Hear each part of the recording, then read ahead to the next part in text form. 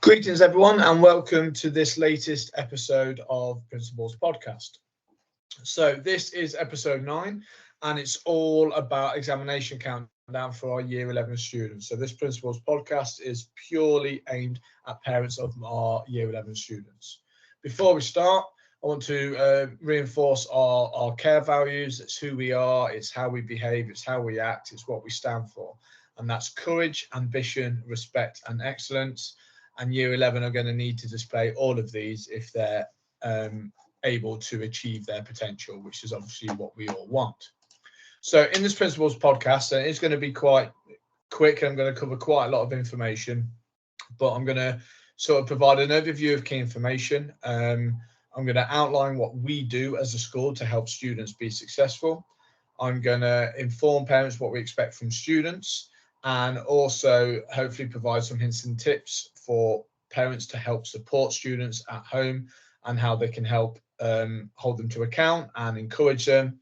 I'll share some revision hints and tips and share some cognitive science, which is the science of learning, which will make the effective revision strategies kind of hopefully make a little bit of sense. So that's what I'm going to go through. I'm going to start with key information. And the key information is the fact that exams start in 2 weeks. Exams begin on the 7th of May, which is 2 school weeks, and my word, where has the time gone?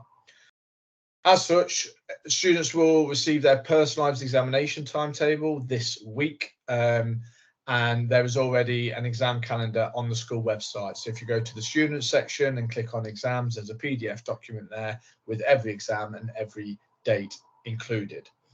When students receive their personalised timetable, that piece of paper is the holy grail. Please make sure it's printed out, it's on the fridge, it takes pride of place, because we need parents and students to see that every single day, so they're on countdown and they can plan and map out their time accordingly. In terms of what we do as a school, so this year we started doing something called morning prep. So every morning for half an hour, Year 11 essentially do extra intervention and extra revision for English and maths. The reason we focus so much on English and maths is because every student has to do it. And if students don't secure grade 4s, grade 5s, they have to resit it for the next 2 years when they go to college or do an apprenticeship or whatever they may need to do. Grade 4 GCSE is considered a level 2 qualification, and you need a level 2 qualification before you can do level 3.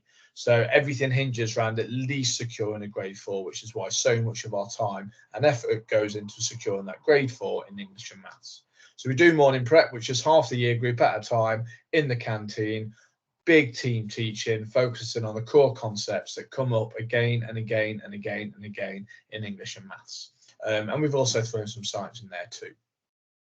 We do form time revision, so our care time is our form time. Every other student in the school undergoes a form time program. Our Year 11s are in a computer room and they're doing extra intervention. They're working on their story in English. They are working on past paper questions in science, or they're on Sparks Maths, which fires loads and loads of questions at students, and it's got a smart algorithm that only fires questions that students need to know. And if they're struggling, they'll break it down and make it easier. And if they find it too easy, they'll ramp it up and ask harder questions. It's a fantastic resource. We also now, subjects have taught the curriculum. They've now got an exam curriculum in place, a bespoke curriculum. So a countdown to an exam sort of timetable. So subject leaders have been tasked to create what the timeline looks between now and the exam. So what students are going to cover each week, each lesson, who needs to do what, and creating the resources for that. We've got lead practitioner support and intervention. So we're part of a really large trust. We've got some subject experts. So they come into the school. Their job is to work across the trust. So they see great practice at every school, and they get to come and share that practice with us, and actually share some of the good things that we do with our other partner schools as well. We've got intervention every single night after school. Every subject will have something happening, have something going on. Students need to attend intervention. Some subjects will offer specific half-term intervention during May half-term. Further information will be shared closer to the time. Once exams start in 2 weeks, we collapse the Year 11 timetable. So what that means is, hypothetically, if there's an English exam on the Friday morning, Thursday afternoon will be spent with English with their English tutors to make sure they're as primed and ready as possible. And we're still setting homework, but that homework is revision.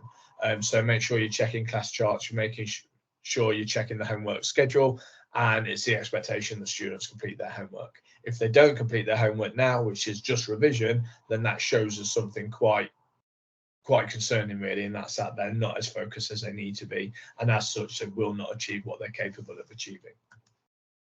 So what do students need to do? The most important thing at this time of year is attendance. It's the most important thing at any time of year, but especially now, because every lesson is revision. Every lesson is focusing on things that are highly likely to come up in an exam. So every lesson missed now is an absolute mountain to climb. So we cannot have poor attendance now. Every student must be striving for 100% between now and the end of exams. We need students to arrive on time, so they must arrive for 8:25 because that's when morning prep starts. So we need them here because the more times they're here, and which is a vast majority of the year group, the more questions and more content they're going to cover.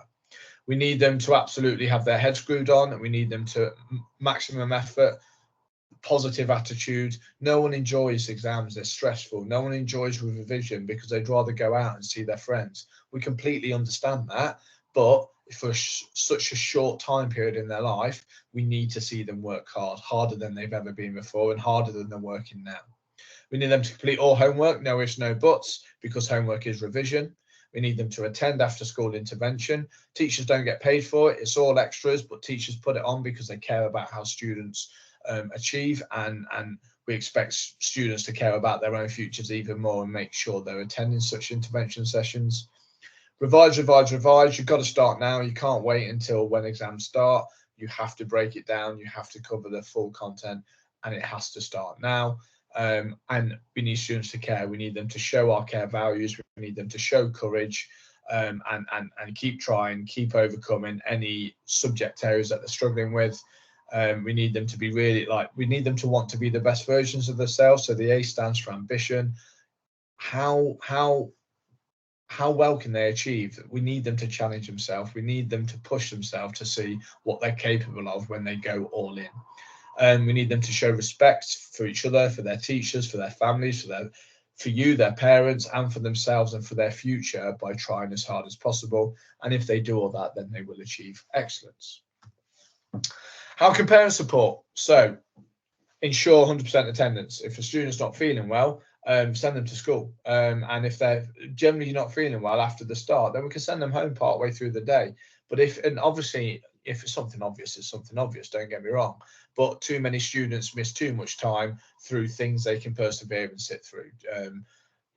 If I've got staff members, they're not feeling 100%, they've got coughs, they've got colds, but they still come into work because it's their job, it's their responsibility, and we expect exactly the same from our students. We need to make sure we're punctual to every single lesson and every single day. So please, please, please focus on the importance of that with your children.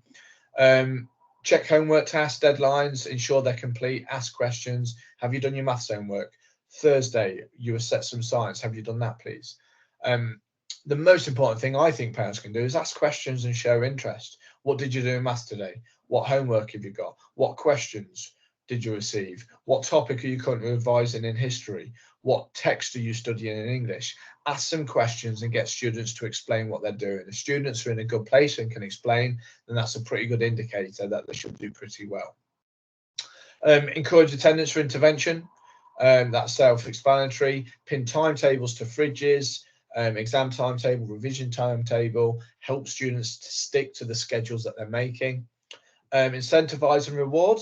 So carrots work for in the short term, they don't work long term, but you know what, if you want to say to your child, if you go to intervention every night, I'll treat you to a chippy tea or takeaway pizza Friday night as a reward, then absolutely do whatever it takes to get students to do what they need to do. We really appreciate that. And make sure they've got a quiet space at home that's tidy, that's organized, and a place for them to work. And I think that's the most effective things parents can do to support. From our point of view, revision hints and tips: start revising early, do not just revise the night before. Make sure they're starting early now. And the creation of a revision timetable, you can type it into Google. It'll come up with loads of templates and examples. Students can find one that works for them, really easy. But that timetable helps to map out what time they have and how they're going to equally allocate that to the subjects that they study. We focused on the quiet and tidy study space, but remove distractions. Never ever revise with your phone. I've just taken my phone to a different room because I was faffing about on it instead of planning this presentation. So I've moved my phone because I'm distracted. You cannot revise effectively if you've got your phone with you and it's vibrating and sending notifications left, right, and centre. Vary your revision, mix it up a little bit. Variety is the spice of life. It helps maintain a bit of concentration. Make revision visible. So if you're doing posters, mind maps, cue cards, revision cards, have them where you can see them. Stick them on wall, blue tack on wall. Get your parents to get parents to ask questions and go through it and ask key questions. Lots of past paper question practice. It's the most effective thing you can do. Remember to do fun things and to switch off and to relax. Just revision isn't going to go well. You have to switch off. You've got to do things that you enjoy as well. And nutrition and sleep are so important to make sure the brain is firing on all cylinders. So those are our revision hints and tips. Very quickly, just want to summarize the science of how we learn. So top left here, we've got this. So this is how we take information in that we pay attention to. To pay attention to the important thing, it's important that we cut out all distractions so we can just focus on that one thing we want to revise. When we take it in, it goes into our short-term memory, also called our working memory. The way we get that to our long-term memory is by repetition and rehearsal. If we don't repeat, rehearse, practice, revise, we just forget it. To support that theory, we've got here something called the forgetting curve, and this shows that when we first do something, over time, we forget it. But the second time we do something, the first reminder, we're likely to remember this much. And the second time, we're likely to remember this much. So every time we do something, every time we re-encounter the same content, we're statistically more likely to remember it long term and actually learn it, because that knowledge, that content goes from short-term memory to our long-term memory. And finally, here's a graph on this outlines why it's so important to regularly revise in small chunks and start early. So if we just do something once, it's highly likely that we're not going to remember any of it. If we retrieve something once, so if I learn something today and I review it next week, I'm more likely to remember it. Mass retrieval is when essentially that's cramming. So I've got a science exam on Friday. On Thursday night, I'm going to go over the same thing 5 times. Well, actually, you see the impact, the effect that has on is pretty much the same as just practicing something once. Where we see the real improvement here is spaced retrieval. So spaced retrieval is when you cover the same thing in small bursts over and over again over a period of time. So I'm going to spend 15 minutes on it tonight, then 15 minutes on it in 3 nights' time, then 15 minutes on it next week, and then 15 minutes on it the week after. If I do that, just 4 periods of 15 minutes, rehearse, repeat, revise, I'm statistically more likely to remember it and achieve the grade I'm capable of. The best revision techniques, the one that we really like at Ormiston Ilkeston is the Pomodoro technique. So that's where we focus on a single task. We set a timer and work continuously for 25 minutes. Sometimes 25 minutes can be a bit long. If it's 15 minutes, that's absolutely fine. Then take a productive 5-minute break, stand up, go for a walk, check your phone, do whatever you need to. Repeat 4 times, and then take a longer break once you've earned it for half an hour, grab a snack, watch an episode or something, whatever it may be, and then repeat. Okay, so that is the most effective way to revise. And if there's one thing you can get your student to do, get them rehearsing the Pomodoro technique and focusing on those single things, short bursts, 15 to 25 minutes, absolutely fine. Have a 5-minute break, and then repeat. Other techniques whilst they're doing that are creating mind maps. So everything I can remember on the process of respiration, and then comparing that and making notes and revising. handing that to students handing that to parents, and parents quizzing them and asking them questions. Providing timelines can also be helpful. Flashcard, which is those little revision cards. Rereading notes helps, but we've got to do something with it. We've got to then put the information on flashcards or mind maps. Distributed practice, which is making sure we're just practicing, rehearsing when we're actually answering questions, not just making notes. Sticky notes, key information stuck everywhere so we can see them. Testing yourself, so you read the content, turn the page, and then ask questions or try and write down as much as you can, and then compare what you should have put versus what you have got. Past paper questions are the most effective way to revise in my view. It gets students ready, and it means when they open that exam, they know exactly what it looks like, and they're not thrown by the types of questions. And prepare example answers as well, and your teachers will show students what really good answers look like, but that's again going to be of a huge advantage to students. So hopefully this little podcast helps in terms of outlining what we do, what we expect from students, how parents can help, because we know all parents want is the best for their children and the young people they look after. We want the same on the same side, which is why I'm sharing this information. But in order for your child to fulfill their potential, they must revise, they must engage with what I'm outlining here. If they don't, they will be falling behind, because thousands and thousands and thousands of students across the country are doing this, and it's those students they're in competition with. So please encourage as much revision as possible. If you've got any questions or you'd like any help on any of the information that I've shared tonight, please get in touch using the usual channels. And until then, thank you very much. I've enjoyed talking to you as always. And I can't wait to see our Year 11s absolutely smash it out of the park. Thank you very much.